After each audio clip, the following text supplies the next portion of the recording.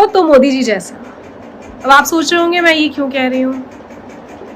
मोदी जी ने अपनी दोस्ती निभाने के लिए अंबानी अडानी जी से इस देश को ताक पे रख दिया।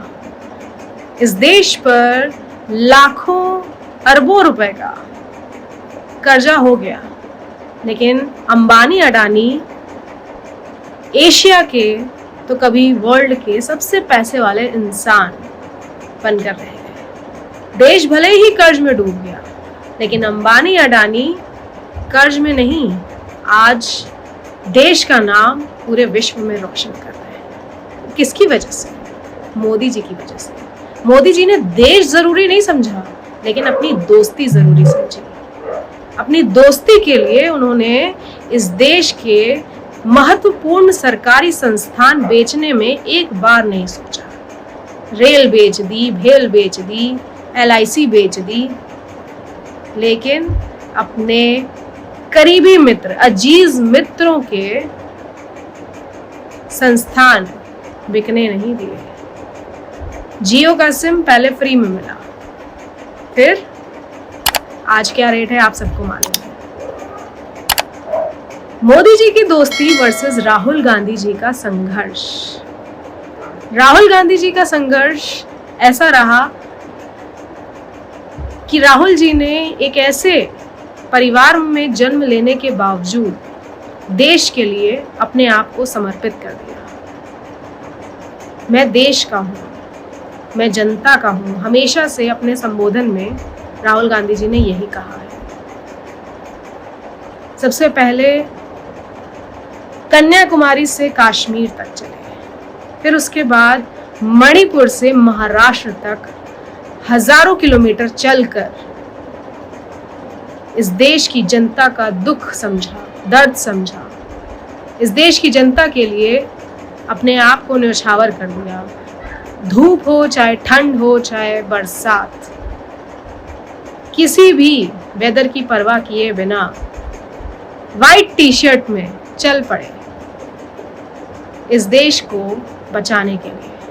इस देश को बचाना है भारतीय जनता पार्टी से, क्योंकि भारतीय जनता पार्टी ने जो नफरत घोल दी है जनता के दिल दिमाग में, वो नफरत खत्म करके मोहब्बत की दुकान खोलने का काम किया राहुल गांधी जी ने। कभी कूली भाइयों के साथ,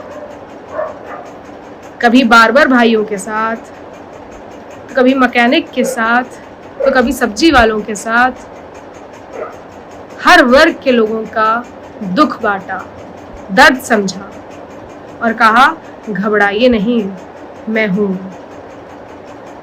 जब आप किसी दुख में हो, किसी दर्द में हो, सामने वाला बस इतना ही कह देता है कि मैं हूं, एक अलग ही सपोर्ट, एक अलग ही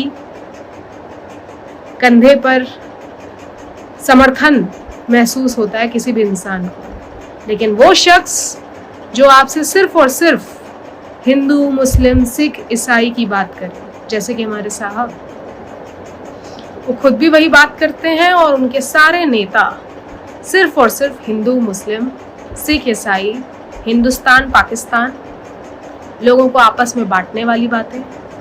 और मोदी जी के मित्रों ने इस देश को कर्ज से बाहर निकालने के लिए ऐसा कुछ नहीं किया। अगर मोदी जी चाहते तो अपने दोस्तों से इस देश को आगे बढ़ाने की बातें करते, लेकिन उन्होंने इस देश को आगे बढ़ाने के बजाय अपने मित्रों को आगे बढ़ाना ज्यादा उचित समझा। इसलिए मैंने कहा कि दोस्त हो तो मोदी जी जैसा। दोस्ती तो निभाई है उन्होंने, लेकिन इस देश के लिए जो उचित कार्य उन्हें करना चाहिए था वो नहीं किया। इस देश के लिए जो समर्पण चाहिए था वो उन्होंने नहीं दिया। 2014 में देश की जनता को कहा कि मैं आपका नौकर हूं, फिर 2019 में कहा कि मैं चौकीदार हूं, फिर 2024 में कह रहे हैं कि मैं भगवान हूं। अब अपने आप को जब इंसान खुद ही भगवान मान ले, भगवान से ऊपर मान ले, तो उसकी सोच का क्या ही किया जा सकता है। मैं पूछना चाहती हूँ आप सबसे क्या मोदी जी को अपने आप को भगवान मानना और हर बात पे, हर इंटरव्यू में ये कहना कि मैं तो बायोलॉजिकल नहीं हूँ, मुझे तो परमात्मा ने भेजा है, मैं तो अविनाशी हूँ, जो सिर्फ और सिर्फ महाकाल को बोला जाता है। उनके प्रवक्ता संबित पात्रा जी ने उन्हें कह दिया कि भगवान जगन्नाथ भी मोदी जी के भक्त हैं। कभी भगवान राम को छोटा दिखाना और अपने आप को बड़ा दिखाना, ये साबित करता है कि मोदी जी अपने आप को भगवान मान चुके हैं और उनके अंधभक्त भी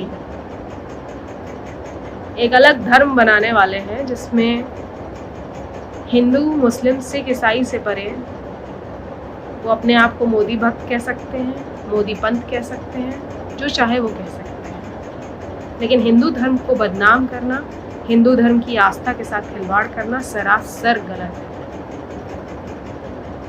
मैं पूछना चाहती हूँ आप सबसे, ये कहाँ तक सही है, कहाँ तक गलत? कमेंट बॉक्स में मुझे जवाब जरूर दीजिएगा। जय हिंद, जय भारत, जय सिया।